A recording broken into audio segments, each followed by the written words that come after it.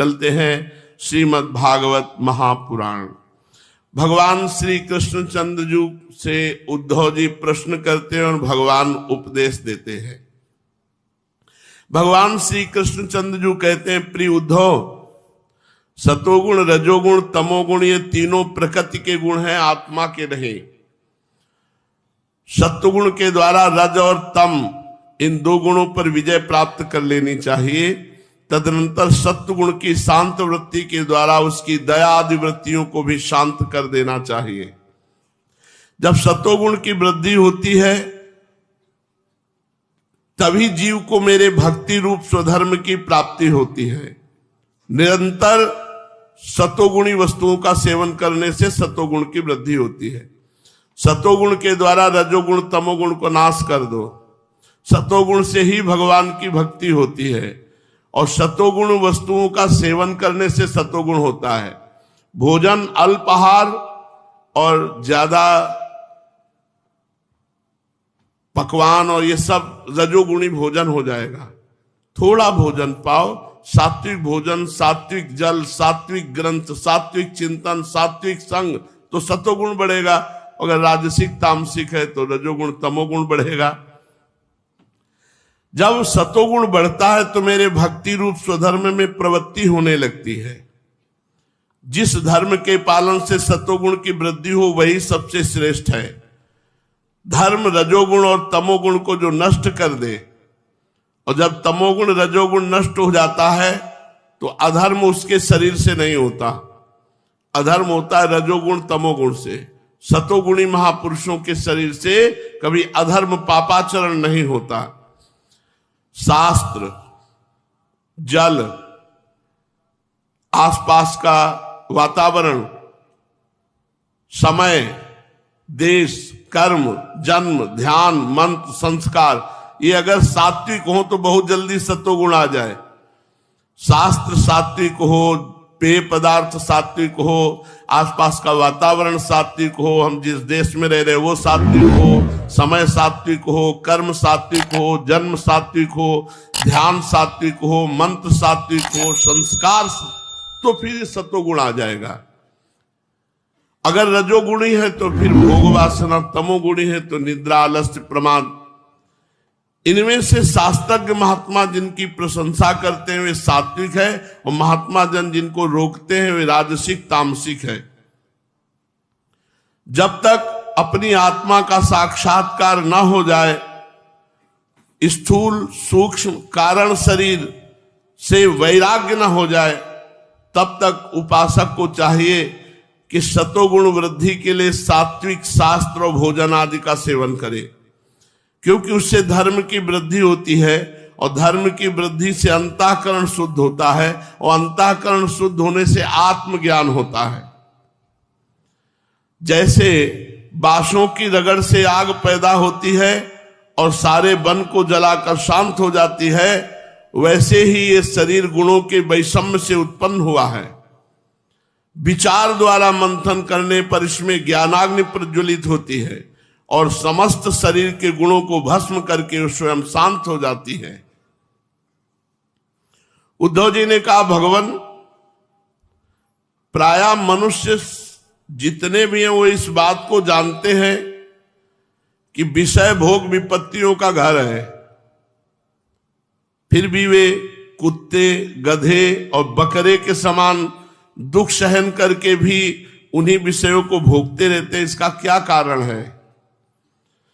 भगवान श्री कृष्ण ने कहा, प्रिय उद्धव, ये भोगना इसलिए होता है कि अज्ञानवश अपने को जीव मान लिया, अपने को शरीर मान लिया। इसलिए जीव जब अज्ञानवश अपने स्वरूप को भूलकर हृदय से सूक्ष्म स्थूल आदि शरीरों में अहंकार कर बैठता है, जो कि सर्वथा भ्रम है, तब उसका सत्व प्रधान मन घोर रजोगुण की ओर झुक जाता है, उससे व्याप्त हो जाता है।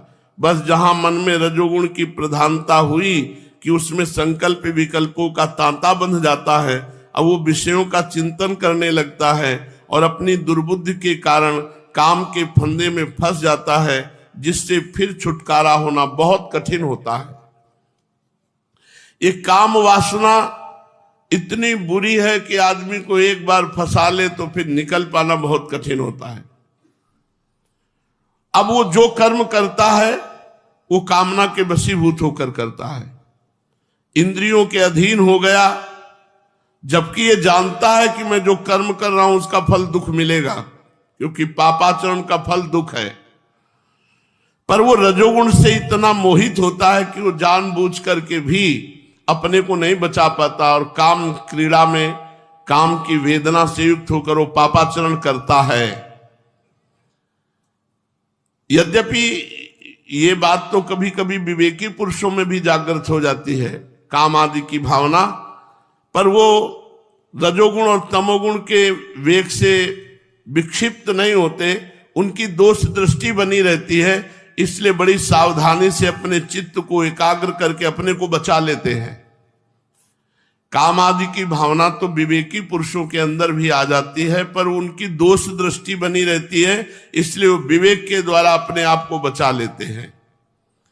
साधक को चाहिए कि आसन पर बैठने का अभ्यास जरूर करे, बहुत जरूरी है आसनों पर बैठना, इससे इंद्रिय और मन निग्रह में बड़ी सहायता मिलती है। जिनका शरीर स्वस्थ है, जवान है, आसन में बैठना सीखो, मेरुदंड सीधी, जवान हो, ब्रह्मचारी हो, साधक हो, बिल्कुल सीधे।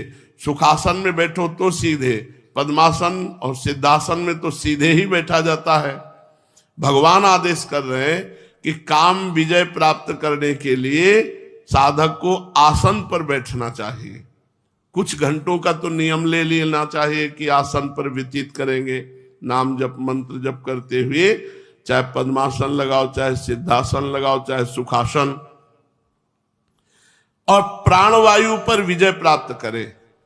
अल्पाहार और प्राण संयम, 2-3 प्राणायाम तो बताए ही थे, बाह्य कुंभक, आंतरिक कुंभक, रेचक, पूरक कुंभक।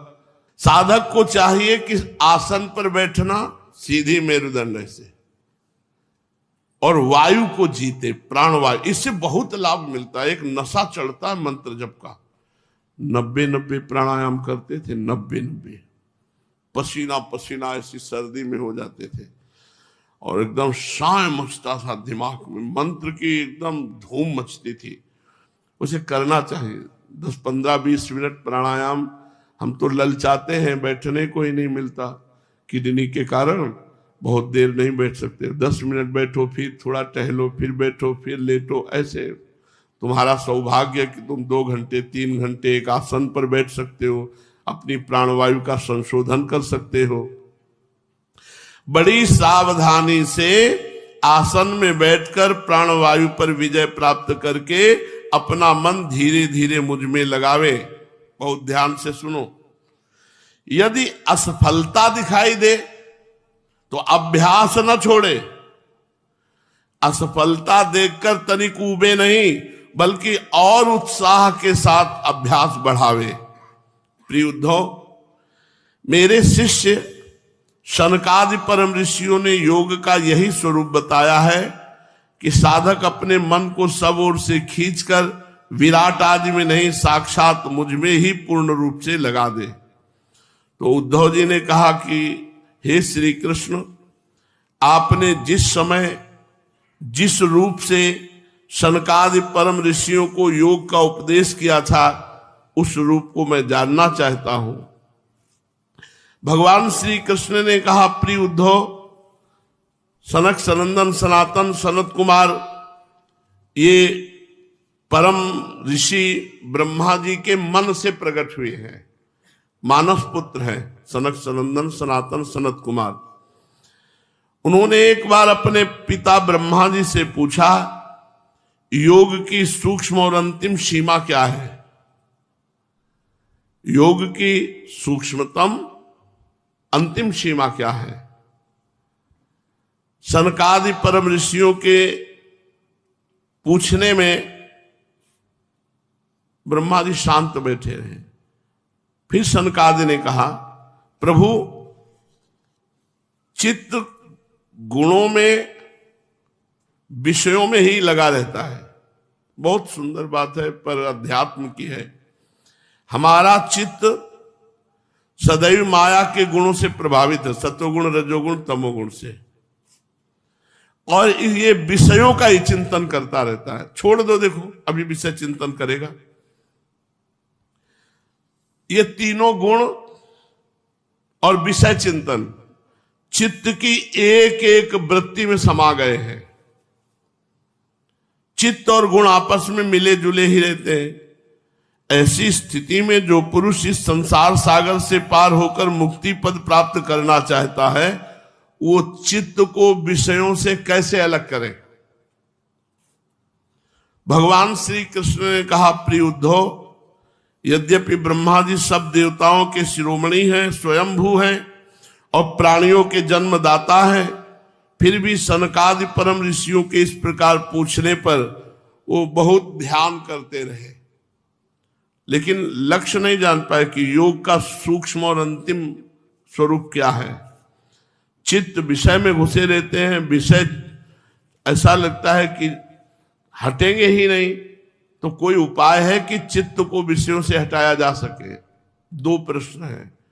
योग की सूक्ष्मतम और अंतिम अवस्था क्या है, और विषय चित्त में ऐसे घुसे हैं कि एक एक वृत्ति विषय में ही है, तो कैसे चित्त को निर्विषय करे। ब्रह्मा जी ने बड़ा ध्यान किया, लेकिन वो प्रश्न ही नहीं समझ पाए। उत्तर की तो बात जाने दो, प्रश्न ही नहीं समझ पाए। क्यों? क्योंकि उनकी बुद्धि संसार में प्रवृत्त थी, कर्म प्रवृत्त थी। कर्म प्रवृत्त होने के कारण वो प्रश्न ही नहीं समझ पाए। जब ब्रह्मा जी प्रश्न का भाव नहीं समझे, उत्तर नहीं दिए, तब ब्रह्मा जी ने भगवान का चिंतन किया। भगवान का चिंतन किया कि हे भगवान, मेरे इन पुत्रों को प्रश्न का उत्तर आप दीजिए। तो उसी समय सभा में देखा एक हंस प्रकट हुआ। ये श्री भगवान ही थे। हंस का रूप धारण करके सामने प्रकट हुए। मुझे देखकर सनकादि ब्रह्मा जी को आगे करके मुझ हंस स्वरूप के पास आए। भगवान श्री कृष्ण उद्धव जी से कह रहे, मेरे चरणों की वंदना की। फिर हाथ जोड़कर ब्रह्मा जी और सनकादि ने पूछा कि आप कौन हैं? प्रिय उद्धव, सनकादि परमार्थ तत्व के जिज्ञासु थे। जब उन्होंने पूछा कि आप कौन हैं, तो भगवान ने उत्तर दिया। भगवान ने कहा, ब्रह्म ऋषियों, यदि परमार्थ रूप वस्तु नानात्व से रहित है, परमार्थ वस्तु में नानात्व नहीं, एक ब्रह्म, वही आत्मा है, तो फिर आपका एक प्रश्न कैसे बन सकता है कि तुम कौन हो? घोर अज्ञान की बात है। अथवा मैं उत्तर देने के लिए बोलूं तो किस जाति से, किस गुण से, किस क्रिया से, किस संबंध से आपको उत्तर दूं? क्योंकि देवता, मनुष्य, पशु, पक्षी आदि सभी शरीर पंचभूतों से बने हैं तो अभिन्न है। व्यवहार रूप से देखो तो अभिन्न है, क्योंकि सबके शरीर पंचभूतों से बने, किसी अलग से नहीं। और अध्यात्म रूप से देखो तो अभिन्न, क्योंकि सबके हृदय में आत्मा है। तो आपका प्रश्न कैसे बनता कि आप कौन हैं? इसका मतलब है कि ये आपका प्रश्न केवल वाणी का व्यवहार है।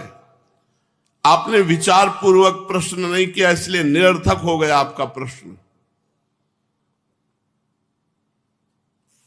बहुत सुंदर। सब शरीर पंचभूतों से बने। ब्रह्मा जी ने और सनकादि ने पूछा जब भगवान हंस रूप की, आप कौन हैं? तो उनका पंचभूतों के कारण सब शरीर अभिन्न तो बनता नहीं पूछना, और आत्मा एक है, सब रूपों में प्रकाशित हो रही, तो पूछना नहीं बनता। आपका व्यर्थ है प्रश्न, ये केवल वाणी का विकार मात्र है। मन से, वाणी से, दृष्टि से, इंद्रियों से जो कुछ ग्रहण किया जाता है, इतना समझ लो सब मैं ही हूं, मुझसे भिन्न और कुछ नहीं है। यह सिद्धांत आप लोग तत्व विचार के द्वारा समझ लीजिए। पुत्रों, दूसरा उत्तर, योग की अंतिम स्थिति क्या है पूछा तो उसका बताया। क्या? मैं ही मैं हूं। सर्वत्र भगवान का दर्शन होना योग की अंतिम स्थिति है। दूसरा उत्तर कि चित्त में विषय घुसे हुए हैं, चित्त विषयाकार हो गया है, ये कैसे परम पवित्र वासुदेवाकार हो? बोले जब चिंतन हम करते हैं विषयों का, तो गाढ़ चिंतन होने से वो सब विषय चिंतन चित्त में अंकित हो जाता है। सत्य बात है। अब आप भजन करने बैठोगे तो वही विषय चलेगा, वही गंदी बातें, वही संसार, क्योंकि वही तुम्हारे अंदर भरा है। विषय और चित्त ये दोनों ही मेरे स्वरूपभूत जीव के देह है, उपाधि है। आत्मा का चित्त और विषय के साथ कोई संबंध नहीं है। इसलिए बार बार विषयों का सेवन करते रहने से जो चित्त विषयों में आसक्त हो जाता है, वो विषय चित्त में प्रविष्ट हो जाते हैं। इन दोनों का अपने वास्तविक से अभिन्न मुझ परमात्मा का साक्षात्कार करके त्याग देना चाहिए। अर्थात हम भगवद आश्रित हैं। अगर हमारा चित्त विषय चिंतन करता है तो उसे हटा हटा करके बार बार विषयों से भगवान के नाम के, रूप के, लीला के, गुणों के गुणगान में रखना चाहिए। बहुत ये सूक्ष्म विषय है। भगवान का नाम, गुण, लीला चिंतन हो रहा है तो एक एक चित्त वृत्ति में जो विषय चिंतन है वो निकल जाए, तभी भगवत प्राप्ति होगी। विषय चिंतन न होने पावे। शास्त्रों में हमने पढ़ा क्रिया उतनी बाधक नहीं है जितना चिंतन बाधक है। जागृत, स्वप्न, सुषुप्ति, ये तीनों अवस्थाएं सतोगुण, रजोगुण, तमोगुण के अनुसार होती है। बुद्धि की वृत्तियां सच्चिदानंद का स्वभाव नहीं। इन वृत्तियों का साक्षी होने के कारण जीवन से विलक्षण है। यह सिद्धांत श्रुति, युक्ति और अनुभूति से युक्त है। जब हमारी बुद्धि ठीक निर्णय नहीं कर पाती, ऐसा लगता है संसार में सुख है, तो खूब निरंतर चिंतन होता विषयों का। अंदर से देखो, अब हर वृत्ति को राधा नाम से काटना है आपको। राधा राधा, अब वो अंदर से विषय चिंतन कर रहा है, अंदर से विषय स्फुरणाएं फेंक रहा है, विषय संकल्प, हर वृत्ति काटनी। जब एक एक वृत्ति भगवानमय हो जाएगी, उसी दिन भगवान का दर्शन हो जाएगा। मुरारी पादार्पित चित्त वृत्ति, एक एक वृत्ति। बुद्धि वृत्तियों के द्वारा होने वाला यही बंधन है। आत्मा में त्रिगुणमयी वृत्तियों का दान करता हुआ जो हर अवस्था में नाम जप करता है और ये अनुभव करता है, एक ही आत्मा जो मेरे हृदय में वही सबके हृदय में है। फिर बुद्धि के बंधन का परित्याग करके वो विषय चिंतन छोड़ देता है, बचा चित्त। जब चित्त निर्विषय हो गया, बुद्धि का निर्णय हो गया कि परमात्मा में सुख है, इस बात को जानकर वो घोर वैरागी हो जाता है। अच्छा ही नहीं लगता संसार, और वो अपने को सतोगुण, रजोगुण, तमोगुण से अलग तुरीय अवस्था में देखता है और संसार की सारी चिंताएं छोड़ देता है। भगवान के उपदेश का आशय है कि तुम्हें और कुछ समझ में आवे चाहे ना आवे, हर वृत्ति को नाम से काटते रहो, पवित्र भोग लगा के भोजन पाओ और किसी माता बहन या गंदा आचरण ना करो। जो भगवान हंस रूप से उपदेश कर रहे हैं वही आपके अनुभव में आ जाएगा। बस अपने को बांध लो, ज्यादा फैलाव में मत फैलाओ। देखो शास्त्र तो रोज सुनने को मिलेंगे, नए नए साधन मिलेंगे, अपने को अन्य साधन में नहीं लगना। मन, बुद्धि, चित्त, इंद्रियां जितनी भी गंदी हो, हमें चिंता नहीं करनी, हमें नाम जप करना है। हर नाम एक एक क्षण आपकी चित्त वृत्ति को पवित्र कर रहा है। अगर हम भगवद आश्रित होकर निरंतर नाम जप करें और भगवान की लीला कथा सुने, लीला कथा गाएं और जो भी सामने आए उसे भगवान का जन मानकर प्रणाम करें, तो बहुत जल्दी हमारा हृदय निर्विकार हो जाएगा। सतोगुण, रजोगुण, तमोगुण के परे त्रिगुणातीत स्थिति आ जाएगी, जिस स्थिति में कभी भी कोई विचलता नहीं होती। त्रिगुणातीत स्थिति में कभी कोई विचलता नहीं होती, कभी कोई विषय चिंतन ही नहीं होता। देखो गोपीजन त्रिगुणातीत हैं, तो वो कहना चाहती दही ले ले, दही मुंह से निकल रहा है, कोई माधव ले ले, कोई गोविंद ले ले, कोई दामोदर ले ले। इसलिए खूब नाम जप कीजिए, त्रिगुण माया के पराभव से बचिए, कोई भी खान पान गंदा ना कीजिए जिससे आपके हृदय में रजोगुण तमोगुण ना आवे, सतोगुण बढ़ता रहे। सतोगुण से भगवान की आराधना होती, तत्व ज्ञान भी हो जाता है। सतोगुण ही हमें सेवन करना चाहिए, खान पान व्यवहार में भी शेष चर्चा।